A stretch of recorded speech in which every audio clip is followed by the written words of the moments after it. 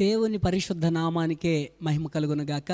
చూస్తూ ఉన్న మీ అందరికీ యేసయ్య నామంలో శుభాలు వందనాలు తెలియజేస్తూ ఉన్నాం. మనము యేసుక్రీస్తు ప్రభువారు శిలువ మీద గడిపిన 6 గంటలలో ఆయన పలికిన 7 మాటలను ధ్యానం చేస్తూ ఉన్నాం. ఈ సమయంలో 5వ మాటను ధ్యానం చేసుకుందాం. పరిశుద్ధ గ్రంథంలో నుండి యోహాను సువార్త 19వ అధ్యాయము 28వ వచనం. అటు తరువాత సమస్తమును అప్పటికి సమాప్తమైనదని యేసు ఎరిగి లేఖనము నెరవేరునట్లు నేను దప్పిగొనుచున్నానెనో. యేసుక్రీస్తు ప్రభువారు పలికిన ప్రతి మాట వెనుక ఒక అర్థం ఉంటుంది. ఎవరైనా మన దగ్గరకు వచ్చి మీరు ఇన్ని నిమిషాల్లో ఇన్ని మాటలు మాత్రమే మాట్లాడాలి అంటే ఆ సమయంలో మనం ప్రతి మాట కూడా విలువైన మాటలు మాట్లాడడానికి, అమూల్యమైన మాటలు మాట్లాడడానికి, ఆచితూచి చాలా జాగ్రత్త కలిగి మాట్లాడడానికి ఇష్టపడుతూ ఉంటాం. అదేవిధంగా యేసుక్రీస్తు ప్రభువారు సిలువలో పలికిన ప్రతి మాట కూడా ఏదో అప్పటికప్పుడు మాట్లాడిన మాటేం కాదు. ప్రతి మాట కూడా చాలా విలువైనది, చాలా శ్రేష్టమైనది. ప్రతి మాట ద్వారా కూడా యేసయ్య మనకు అనేకమైన పాఠాలను నేర్పిస్తూ ఉన్నారు. ఈ 5వ మాట ఆయన మాట్లాడడంలో కూడా ఆయన ఒక ప్రత్యేకమైన ఉద్దేశం కలిగి ఉన్నారు. ఒక అద్భుతమైన సత్యాన్ని మనకు తెలియపరచాలనుకుంటూ ఉన్నారు. ముందుగా అసలు అక్కడ జరుగుతూ ఉన్న సందర్భాన్ని మనము పరిశీలన చేస్తే యేసుక్రీస్తు ప్రభువారు ఇంకా కొద్ది సమయంలో ఆయన చనిపోబోతూ ఉన్నారు. ఆయన ఏ సమయంలో చనిపోతారో కూడా యేసు ప్రభువారికి స్పష్టంగా తెలుసు. ఎందుకంటే యెరూషలేంలో పస్కా గొర్రెపిల్లను సరిగ్గా 3 గంటలకు వధించడం జరుగుతుంది. అదే సమయమునకు యేసుక్రీస్తు ప్రభువారు కూడా సిలువలో ఆయన ప్రాణాన్ని విడిచిపెట్టబోతూ ఉన్నారు. ఇక్కడ మనకు అనిపిస్తూ ఉంటుంది యేసయ్య ఇంకా కొంచెం సమయంలో చనిపోతూ ఉన్నారు. ఇంకా ఆయన ఏ సమయంలో చనిపోతారో కూడా స్పష్టంగా తెలుసు. అలాంటి సమయంలో కూడా యేసయ్య ఎందుకు ఈ మాట మాట్లాడారు? నేను దప్పిగొనుచున్నాను, నాకు దాహం అవుతుంది అని మాట్లాడడంలో ఆయన ఉద్దేశం ఏంటి అని ఒక చిన్న ప్రశ్న వస్తూ ఉంటుంది. దీనికి సమాధానం మనం చదివిన వచనంలోనే అపోస్తులుడైన యోహాను గారు చక్కని సమాధానం రాయడం జరిగింది.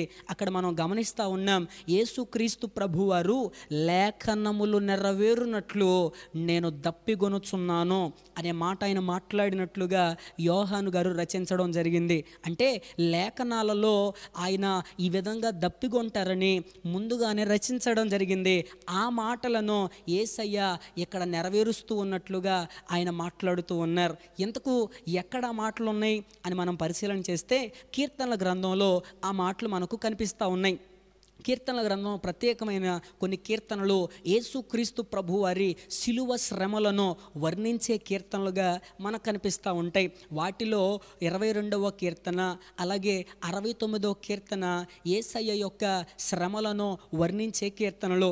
ఆ కీర్తనలను రచించింది దావీదు గారు. ఆ కీర్తనలో మనం చూడగలుగుతాం. ఒకసారి చదువుదాం. 69వ కీర్తన 21వ వచనం. వారు చేదును నాకు ఆహారముగా పెట్టిరి, నాకు దప్పి అయినప్పుడు చిరకను త్రాగనిచ్చిరి. అలాగే 22వ కీర్తన 15వ వచనంలో కూడా నా బలము ఎండిపోయి చిల్ల పెంకు వలె ఆయనో, నా నాలుక నా దవడను అంటుకొని ఉన్నది, నీవు నన్ను ప్రేతల భూమిలో పడవేసి ఉన్నావు. యేసుక్రీస్తు ప్రభువారు సిలువలో ఆయన చనిపోక ముందు సుమారుగా 1000 సంవత్సరాల క్రితమే దావీదు మహారాజు గారు ఈ విధమైన వచనాలను ఆయన రచించడం జరిగింది. ఏమని? నాకు దప్పి అయినప్పుడు చిరకను త్రాగనిచ్చిరి అని. అంటే ఈ వచనాన్ని యేసయ్య అక్కడ నెరవేర్పుగా ఆ సందర్భంలో మాట్లాడుతూ ఉన్నారు. అంటే మనకు అర్థమవుతూ ఉన్న విషయం ఏంటంటే యేసయ్య లేఖనాలను నెరవేర్చడానికి ఎంత తపన కలిగి ఉన్నారో చాలా స్పష్టంగా మనకు తెలుస్తూ ఉంది. అంతేకాదు యేసుక్రీస్తు ప్రభువారు ఈ లోకానికి వచ్చినప్పుడు ఆయన అనేకమైన లేఖనాలను, ప్రవచనాలను ఆయన నెరవేరుస్తూ వచ్చారు. యేసయ్య ఈ లోకానికి ఒక కన్యక గర్భాన వస్తారు అనేది ఒక లేఖనం, ఒక ప్రవచనం. దానిని కూడా యేసయ్య నెరవేర్చారు. అంతేకాదు యేసయ్య ఈ లోకంలో అద్భుతమైన బోధలు చేస్తారన్నది ఒక ప్రవచనం. ఆ ప్రవచనాన్ని నెరవేర్చారు. యేసుక్రీస్తు ప్రభువారు సిలువ శ్రమల గుండా వెళ్ళి మరణిస్తారు అనేది ఒక ప్రవచనం. ఆ ప్రవచనాన్ని కూడా యేసయ్య నెరవేర్చారు. అంతేకాదు ఆయన మరణమయ్యి పునరుద్ధానునిగా మరణమును గెలిచి తిరిగి లేస్తారు లేస్తారు అన్నది ఒక ప్రవచనం. ఆ ప్రవచనాన్ని కూడా యేసయ్య నెరవేరుస్తూ వచ్చారు. అంటే యేసుక్రీస్తు ప్రభువారు ఈ లోకంలో ఆయన ఉన్నప్పుడు ప్రతి ప్రవచనములను, ప్రతి లేఖనములను ఆయన నెరవేరుస్తూ ఉన్నారు. ఈ సందర్భంలో కూడా యేసుక్రీస్తు ప్రభువారు నేను దప్పిగొనుచున్నాను అని మాట్లాడుతూ ఉన్నారంటే లేఖనము యొక్క నెరవేర్పు ఈ సందర్భంలో మనకి కనిపిస్తూ ఉంది. సహజంగా ఇక్కడ చాలామందికి ఒక క్వశ్చన్ వస్తూ ఉంటుంది. వాస్తవానికి యేసయ్య అందరి దాహాన్ని తీర్చేవాడు. అందరి దాహాన్ని తీర్చే యేసయ్యకే దాహమైందా? ఇదేంటి చాలా విచిత్రంగా ఉంది అని అనిపిస్తూ ఉంటుంది. వాక్య భాగంలో కూడా మనం చూస్తాం, అనేకుల దాహాన్ని ఆయన తీరుస్తూ వచ్చారు. ఇశ్రాయేలు ప్రజలు అరణ్య మార్గము గుండా వెళ్తూ ఉన్నప్పుడు వారికి నీళ్లు లేవు. ఆ సమయంలో దేవుడు మోషేతో మాట్లాడుతూ అంటారు, మోషే నీ చేతిలో ఉన్న కర్రను తీసుకెళ్ళి ఆ బండను కొట్టమని అంటారు. ఎప్పుడైతే దేవుడు ఈ విధంగా మాట్లాడారో మోషే వెళ్ళి తన చేతిలో ఉన్న కర్రతో బండను కొట్టినప్పుడు బండలో నుండి సమృద్ధిగా నీళ్లు వచ్చినాయని మన వాక్యంలో చూస్తూ ఉన్నాం.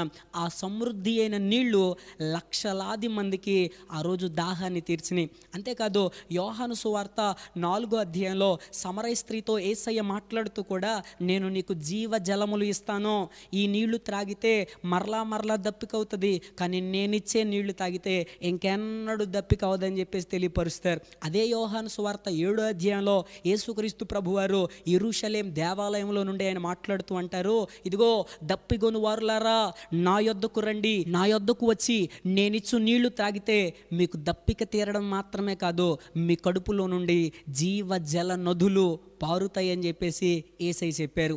యేసు ప్రభువారు అందరి దాహాన్ని తీర్చారు. అందరి దాహాన్ని తీర్చిన యేసయ్యే నాకు దాహం అవుతుంది అనడంలో ఆయన ఉద్దేశం ఏంటి? ఎందుకు ఈ విధమైన మాట ఆయన మాట్లాడారు? ఒకవేళ ఆ సమయంలో కూడా ఎవరైనా ఆయనకు నీళ్ళు ఇస్తే ఇంకా కొంచెం సేపు బ్రతకాలని అనుకుంటూ ఉన్నారా? కానే కాదు. యేసుక్రీస్తు ప్రభువారిలో ఉన్న దాహం ఏంటంటే నశించిపోతూ ఉన్న ఆత్మలు రక్షణ పొందాలి అన్నదే ఆయన దాహం. అందుకనే అంత వేదనకరమైన శ్రమను కూడా ఆయన భరించడానికే ఇష్టపడ్డారు. మానవులందరూ రక్షణ పొందడానికే యేసయ్య అంత శ్రమను కూడా చాలా ఇష్టంగా భరిస్తూ వచ్చారు.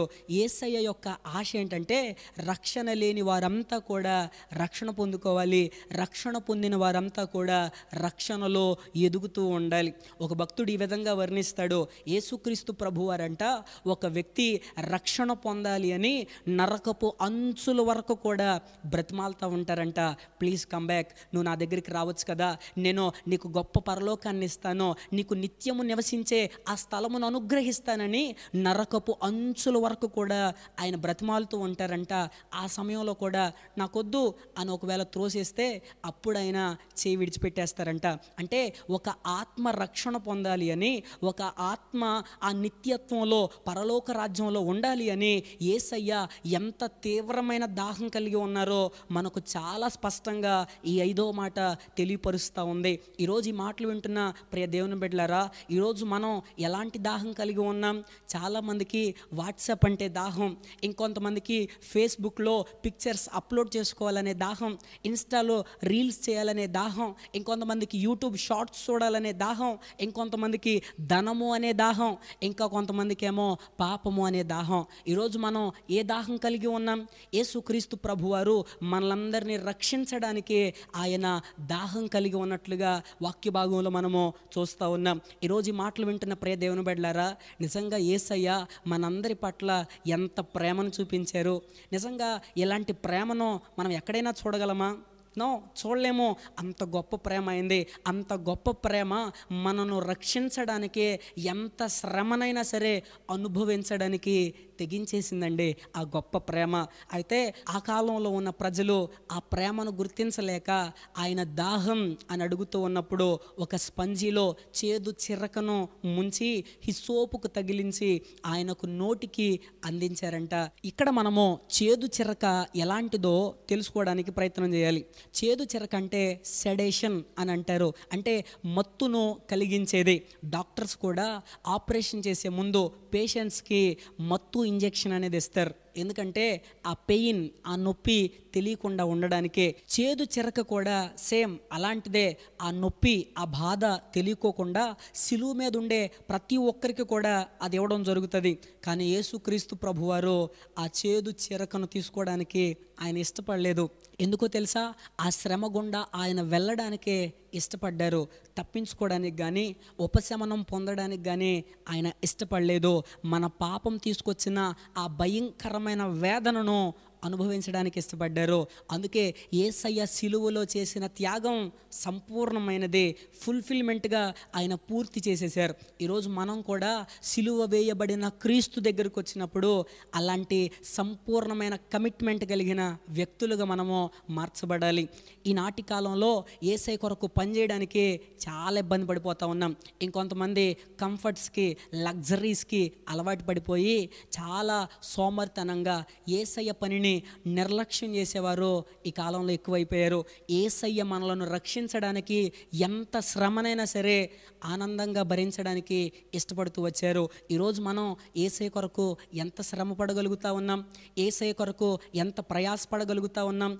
చాలామందికి ఇంకా రక్షణ విలువ తెలియడం లేదు. యేసయ్య మనలను రక్షించడానికి ఆయన ఎంత గొప్ప శ్రమ పడ్డారో ఆ శ్రమ ఇంకా చాలామందికి అర్థం కావడం లేదు. ఎప్పటికైనా సరే ఆయన పడిన శ్రమను మనం గ్రహించాలి. ఆ రోజు ఆ ప్రజలు యేసయ్య దాహం అడిగినప్పుడు వారు చేదు చిరకనిచ్చారంట. మరి ఈరోజు మనమేమిస్తూ ఉన్నాం యేసయ్యకు? యేసయ్య దాహం తీరాలంటే మనం ఏమివ్వాలి?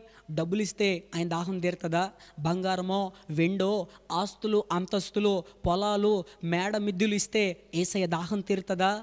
ఆయన దాహం ఆ విధంగా తీరదు. యేసయ్య యొక్క దాహం తీరాలంటే మన హృదయాన్ని యేసయ్యకి ఇవ్వాలి. సిలువ వేయబడిన క్రీస్తు దగ్గరకు వచ్చినప్పుడు మన సంపూర్ణంగా మన హృదయాన్ని సమర్పించుకోవడం మనము నేర్చుకోవాలి. ఒక రియల్ సేవియర్ ఒక రియల్ సఫరింగ్ గుండా వెళ్ళి ఒక రియల్ సాల్వేషన్ తీసుకొచ్చారు మనందరి కొరకే. ఈరోజు యేసయ్య చేసిన త్యాగం అది వివరించలేనిది, అంత అద్భుతమైనది. మనందరి కొరకు ఆయన దప్పిగొనుచు ఉన్నారు. మనందరి ఆత్మరక్షణ పొందాలి అనే, మనందరం పరిశుద్ధపరచబడాలనే, మనం నిత్య జీవంలోకి ప్రవేశించాలనే ఆ దప్పిక, దాహం కలిగి యేసయ్య ఉన్నారు. ఈరోజు మనం కూడా అటువంటి దప్పిక కలిగిన వారముగా మార్చబడాలి. అనేక ఆత్మలు యేసయ్య కొరకు సంపాదించే వారముగా, యేసయ్య రాజ్య విస్తరణ కొరకు మనం కూడా పాటుపడే వారముగా మార్చబడాలని, యేసయ్య దాహాన్ని తీర్చే వారముగా మనందరం కూడా ఉండాలని నేను హృదయపూర్వకంగా ఆశిస్తూ ఉన్నాను. దేవుడి మాటలు మనందరి వెనుకడిలో ఆశీర్వదించునుగాక. ఆమెన్. దేవుని కృప మీ అందరికీ తోడై ఉండునుగాక. ఆమెన్.